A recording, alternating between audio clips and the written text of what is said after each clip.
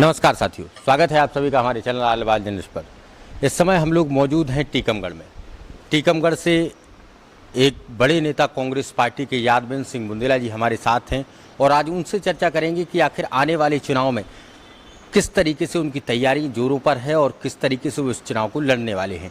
Ticket अभी तक Congress party ने क्लियर नहीं की है, लेकिन आने वाले समय में ये मानकर के तय चला जा रहा है कि टीकमगढ़ से यादवेंद्र सिंह बुंदेला, जो यहाँ जग्गू राजा के नाम से पॉपुलर हैं, उनकी टिकट लगभग तय है। सर, स्वागत है। धन्यवाद आपका, आप जो भोपाल से टीकमगढ़ तक आए, सर हम आपके बहुत बहुत आभारी हैं। सर, चुनाव आने जा रहा है 2023 का। बीते चुनाव की अगर बात करें, 2018 में बड़ा नज़दीकी अंतर रहा, राकेश गिरी गोस्वामी से आपकी हार होती है, तो उसके बाद आपकी क्या तैयारियां अब 2023 के चुनाव में हैं? देखिए, इस बार जो हमारे प्रदेश अध्यक्ष हैं कमलनाथ जी, उन्होंने एक विस्तृत कार्यक्रम हम लोगों को दिया। पहले मंडलम बनाए, सेक्टर बनाए, बूथ लेवल के कार्यकर्ता बनाए, उसके बाद जो है VLA बनाए, और इस तरीके से लगभग एक विधानसभा क्षेत्र में 10 से 12 हज़ार आदमियों को उन्होंने इन्वॉल्व किया कि वो अपनी पोलिंग के ऊपर काम करें और ऐसे मतदाताओं की पहचान करें जो या तो नए हैं या जो कांग्रेस के समर्थक हैं। और पिछले लगातार 1 साल से इसके ऊपर कमलनाथ जी की निगरानी में कार्यक्रम चल रहा है। उससे जो है कांग्रेस बूथ लेवल तक मजबूत है और हर बूथ के ऊपर हमारे कार्यकर्ता सक्रिय हैं। तो अब चूंकि 2023 में जो चुनाव आने जा रहा है, कांग्रेस पार्टी लगातार लोगों के बीच जा रही है। 2018 की अगर हम बात करें तो आपका लगभग 4400 मतों का अंतर राकेश गिरी गोस्वामी से आप चुनाव को हार जाते हैं। उसके पहले आप विधायक चुने गए यहाँ से, लेकिन अब चूंकि जो परिस्थितियाँ हैं, इसमें लोग दो तरीके की बातें करते हैं कि भारतीय जनता पार्टी आ रही है, कम लोगों की संख्या ऐसी होती कांग्रेस पार्टी आने की। तो क्या आपको लगता है कि जो आचार संहिता है उसके लगने के बाद लोगों का ये रुझान होगा? क्योंकि अभी हाल ही में एक एग्जिट पोल आता है, उसमें 136 सीटें कांग्रेस पार्टी को मिलती हैं और कांग्रेस पार्टी पूर्ण बहुमत की सरकार बनाती है, लेकिन इसके बावजूद भी बोलने वालों की संख्या लगातार मध्य प्रदेश में कम है। तो इसका कारण आप क्या समझते हैं कि मध्य प्रदेश में जो बोलने वाले लोग हैं वो दरअसल कांग्रेस के नहीं हैं, या आचार संहिता लगने का वो इंतजार कर रहे हैं? देखिए, ऐसा है कि इनके जो सर्वे करने वाले जाते हैं वो एक स्पेसिफिक जगह पे जाते हैं जहाँ पे उनके समर्थक लोग होते हैं। हम कई गांव के उदाहरण दे सकते हैं कि लेकिन सर 136 सीटें कांग्रेस पार्टी को देता है इंडिया टुडे, पूर्ण बहुमत की सरकार बनवाता है। जी, तो हम बोलने वाले इसलिए कि यहाँ पर पिछले 5 साल में किल करने वाली पॉलिटिक्स चली है। मतलब अगर किसी ने फेसबुक पे भी लिख दिया तो उसके खिलाफ तत्काल मुकदमा रजिस्टर्ड हो गया, पुलिस ने गिरफ्तारी कर ली, किसी के मकान गिराने का नोटिस मिल गया, किसी को जो है ज़मीन नपवाने का नोटिस मिल गया, किसी की ज़मीन छुड़ा ली। मतलब ऐसे हम कितने उदाहरण बताएं आपको कि जिनमें ट्रैक्टर पकड़ लिया, उनकी मशीनरी जब्त कर ली। तो एक भय का वातावरण पूरे विधानसभा में व्याप्त है। और इसके अलावा ये लाडली बहना के जो फार्म भराएगा उसमें उनको धमकाया जाता है कि उनसे कहा जाता है कि अगर आप खिलाफ बोलेंगी तो आपका फार्म निरस्त कर दिया जाएगा, आपकी 1000 रुपये की पेंशन बंद कर दी जाएगी। इसलिए दबाववश लोग बाग जो है इसमें बोलते हैं। अभी हमने मेडिकल कैंप लगाया, उसमें 50,000 52,000 लोग आए, जो 26,000 मरीजों का पर्चा बना, एनरोलमेंट हुए। 600 मरीजों को हमने पीपल्स मेडिकल कॉलेज भोपाल भिजवाया इलाज के लिए। उनका इलाज अभी चल रहा है, वहाँ पे उनकी देख रेख हो रही है, उनकी दवाइयाँ हो रही हैं, उनके ऑपरेशन हो रहे हैं। तो मैं समझता हूँ कि इतना काम विरोध में रह के किसी ने नहीं किया होगा जितना टीकमगढ़ विधानसभा क्षेत्र में काम हुआ। और हमें पूरा भरोसा है कि पिछले बार जो गलती हुई थी, पुलवामा जैसी घटना अगर कहीं पे हो जाए तो आपने देखा होगा कि पूरी लोकसभा ही बैठ गई। सबको अब धीरे धीरे ये पता चल रहा है कि पुलवामा की घटना जो है प्रायोजित कार्यक्रम था। पुलवामा की घटना कोई षड्यंत्र नहीं था, बल्कि राजनीतिक षड्यंत्र था।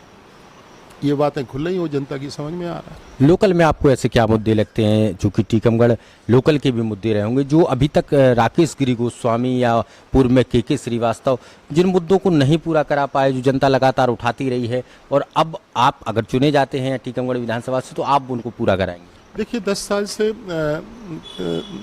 भारतीय जनता पार्टी के विधायक हैं यहाँ पे। हम 10 साल कभी एक साथ विधायक नहीं रहे। हम या तो 5 साल रहे, 7 साल रहे, फिर हार गए, फिर 5 साल रहे, फिर हार गए, फिर 5 साल रहे। तो क्या कारण है कि आप किसी भी गांव में चले जाओ तो हमारे नाम के पत्थर मिल जाते हैं, हमारे नाम के शिलान्यास पट्टिका मिल जाती हैं। और ये 10 साल से लगातार विधायकी कर रहे हैं, इन्हीं की पार्टी के लोग हैं, लेकिन इनके शिलान्यास के पत्थर नहीं मिलते। जो जनता के हित के काम हैं, जनता से जो इनने वादे किए हैं वो पूरे नहीं किए। हमारे समय में विधायक निधि मात्र 50 लाख रुपए होती थी, आज विधायक निधि 2 करोड़ रुपए है। लेकिन क्यों हमने 50 लाख में वो काम करा दिए और क्यों इनने जो है 2 करोड़ में भी काम नहीं करा पाए? क्योंकि सिवाय भ्रष्टाचार के कुछ हुआ नहीं है। जो गेट बने हैं, एक गेट इनने बनवा दिए, गेट से जो है गांव का विकास नहीं दिखता, गेट बनाने से कोई आम आदमी का हित नहीं होता है, लेकिन गेट बना दिए तो सबको मालूम है कि गेट की राशि जो है 14 लाख रुपए तक स्वीकृत हुई है। और आप किसी को भी ले जाओ इंजीनियर को, वो कह देगा कि 6-7 लाख में ये गेट बन जाएगा। और फिर पंचायत को काम नहीं दिया गया है, वो काम जो है टीकमगढ़ के ठेकेदार जाके कराएंगे। तो इस तरीके से पूरे उसमें लूट खसोट, जैसे नगर पालिका टीकमगढ़ लूट खसोट हुई, उसका परिणाम ये है कि नगर पालिका में वो हार गए और पिछला विधानसभा चुनाव भी नगरीय क्षेत्र से हारे थे। एक आरोप भारतीय जनता पार्टी लगातार लगाती है कि कांग्रेस पार्टी में गुंडई, चाहे वो पिछोर में प्रीतम सिंह लोधी हो, चाहे पृथ्वीपुर में सुषपाल सिंह यादव हो, चाहे टीकमगढ़ में आपके विपक्षी दल हो, लगातार एक क्षत्रिय समाज के जितने भी कैंडिडेट हैं उनके ऊपर और समूची पूरी कांग्रेस पार्टी के ऊपर लगातार एक आरोप लगाते हैं कि इनके समय में गुंडई बहुत होती थी। इनने सारे प्रयास कर लिए, पिछड़ा वर्ग कांड, SC कार्ड, बसपा का उम्मीदवार खड़ा करके सबका, उसके बावजूद भी हम लोग जो है जनता की सेवा के आधार पे आगे बढ़ते हैं। और जहाँ पे भी किसी गरीब के ऊपर अत्याचार अन्याय होता है तो हम खड़े होते हैं। अगर गरीब के ऊपर अत्याचार अन्याय होना गुंडागिरी है तो फिर ठीक है, उन्हें उसकी परिभाषा जो करनी है करने दें। अभी टीकमगढ़ के आसपास के आदिवासियों की ज़मीनें जो बिकने का परमिशन नहीं मिलती थी, वो ज़मीनें विक्रय खरीद हुई है और केवल एक ही परिवार के लोग खरीद रहे हैं।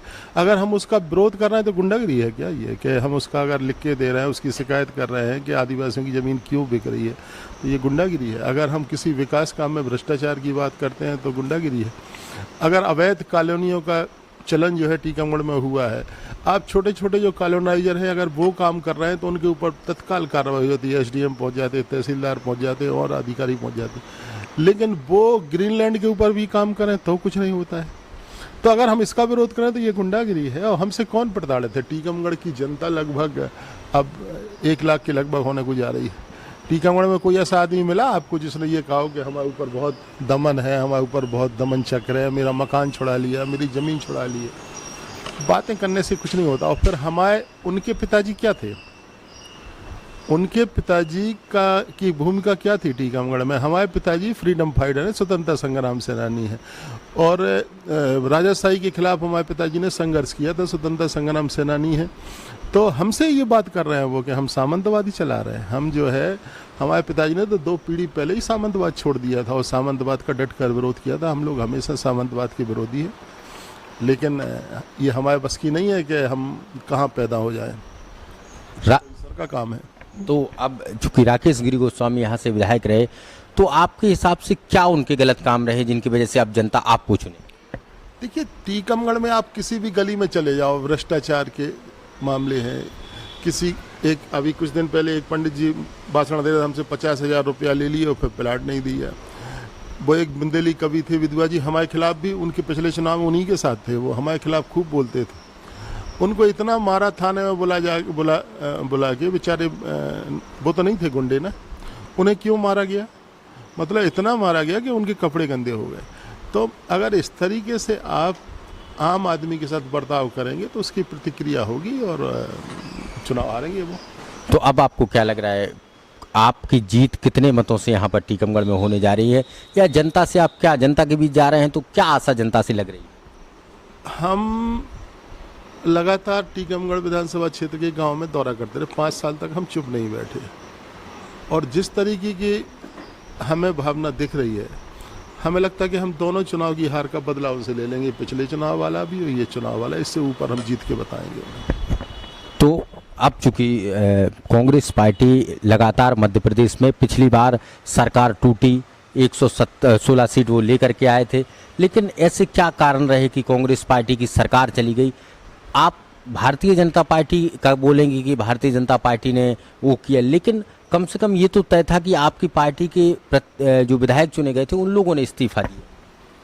देखिए, पिछले चुनाव में आपको मालूम है कि एक बहुत बड़ा पावरफुल घड़ा सिंधिया जी ने लगभग पूरे ग्वालियर संभाग के टिकट अपने हाथ में रखे थे। सिंधिया जी के कहने पर पार्टी हाईकमान ने भरोसा किया, उन्हें टिकट दिया, और वे इतने पहले से कांग्रेस से जुड़ गए थे। अपने पिताजी माधवराव सिंधिया की मौत के बाद सोनिया गांधी ने खुद उन्हें बुलाया घर पे, उन्हें बेटे जैसा प्यार दिया, स्नेह दिया कि अब आपको काम करना है, और उनके कहने से लगभग 40% टिकट दिए होंगे, और उसमें से कुछ आदमी अगर उनके साथ चले गए तो ये स्वाभाविक क्रिया है, इसमें कोई ऐसी बात नहीं है। लेकिन हमारा ये कहना है कि आज उनकी क्या स्थिति है, भारतीय जनता पार्टी में क्या स्थिति है, उनके जो लोग टूट के गए थे उनमें से क्या उनकी स्थिति है, क्या वो सबको टिकट दिला पा रहे हैं, क्या सबको वो काम दिला पा रहे हैं। तो एक बड़ा घड़ा जब टूट के जाता है तो ऐसी घटनाएं स्वाभाविक होना मतलब हो सकती हैं। तो अब चूंकि चुनाव आने जा रहा है, इसमें आप जनता के बीच उम्मीदों को लेकर के जा रहे थे, तो कांग्रेस पार्टी अगर मध्य प्रदेश में चुनाव जीत जाती है, सरकार भोपाल में बन जाती है, तो क्या ऐसे आपके प्राथमिक काम रहेंगे जो टीकमगढ़ में अभी तक नहीं हुए वो आप कराएंगे? देखिए, जैसे इनने बांध सुजारा बनवाया था, मेरे पिता के समय से ये मांग थी कि ककरवा पिकअप बियर बनना चाहिए। टीकमगढ़ विधानसभा क्षेत्र की जमीन तो डूब गई, लेकिन टीकमगढ़ को सिंचाई के मामले में लाभ नहीं मिला। अब ये कह रहे हैं कि बांध सुजारा से पेयजल स्कीम लाएंगे। तो जब बांध सुजारा बनने की प्रक्रिया शुरू हुई थी, उसी समय ये तय हो गया था कि इससे जो है पेयजल संकट दूर करेंगे, और पेयजल संकट दूर करने के लिए भी उसी समय MOU साइन हो गए थे, और बजाज कंपनी के पास इसके कॉन्टैक्ट हैं। तो जो पानी मिल रहा है टीकमगढ़ नगर में, इतने साल से नगर पालिका भारतीय जनता पार्टी की थी, लगभग 20 साल से। यहाँ पे 3-4 दिन में पानी आता है हर मोहल्ले में। तो यहाँ का हल क्यों नहीं हुआ? हम लोग लड़ाई लड़ रहे हैं, उनने फिर से उसी का बरी घाट से जो है पानी देने की बात बना दी थी। हमने फिर अपना आंदोलन खड़ा किया और हमने कहा कि सुजारा बांध का पानी सबसे पहले टीकमगढ़ नगर को मिलना चाहिए, ताकि टीकमगढ़ नगर में रोजाना पानी की उपलब्धता होने लगी। तो ऐसे कई मुद्दे हैं जिनको हम लोग देख रहे हैं। बहुत बहुत धन्यवाद। ये थे हमारे साथ टीकमगढ़ से पूर्व विधायक और बीते समय में चुने भी जा चुके हैं। बताया भी सर ने, लगातार नहीं चुने गए, लेकिन जनता ने एक के बाद एक करके विश्वास कई बार जताया है। अब चुनावी समर फिर आ चुका है और एक बार फिर से भारतीय जनता पार्टी के खिलाफ कांग्रेस पार्टी के प्रत्याशी बनकर मैदान में जा सकते हैं। जा इसलिए सकते हैं क्योंकि लगभग 99% तय है, लेकिन अभी तक टिकटों की सूची आई नहीं है, तो इस तरीके से हम लोग ये नहीं कह सकते कि जा रहे हैं, बल्कि कांग्रेस पार्टी से उम्मीदवार बनकर जनता के बीच में जाना इनका लगभग तय माना जा रहा है। अब ये आने वाला समर बताएगा कि जनता किस तरफ है और किस प्रत्याशी को चुनकर वो भोपाल विधानसभा में देखना चाहती है। आगे आप लोग सभी लोगों से निवेदन, हमारे चैनल को सब्सक्राइब कर लें, बेल आइकन बटन दबा दें। बहुत बहुत धन्यवाद आप सभी का।